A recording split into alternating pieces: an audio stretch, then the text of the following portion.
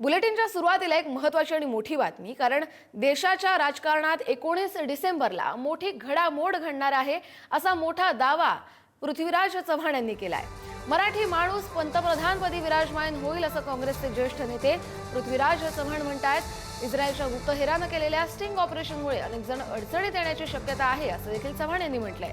2014 पासून संविधान विरोधी काम सुरू आहे असं म्हणत पृथ्वीराज चव्हाण यांनी मोठं सूतोवाच केलंय। 19 डिसेंबरला मोठी घडामोड घडेल देशात आणि मराठी माणूस पंतप्रधानपदी विराजमान होईल असं त्यांनी सूतोवाच केलंय।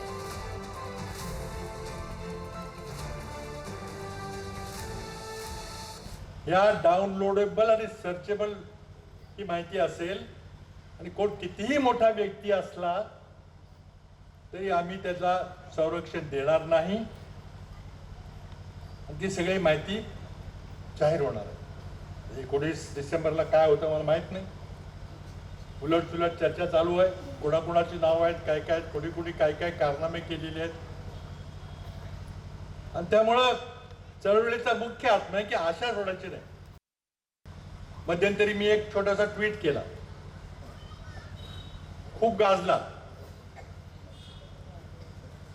मी म्हटलं की कदाचित महिनाभरात मराठी माणूस भारताचा पंतप्रधान होईल।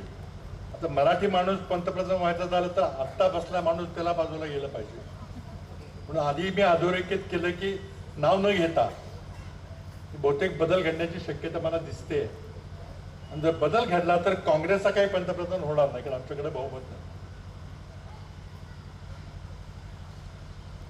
तर मग होणार हीच लोक, पण त्यांचा मग कोणताही दुसरा माणूस होईल, कदाचित मराठी माणूस होईल असा माझा संदर्भ होता आणि माझा इशारा होता 19 डिसेंबरला।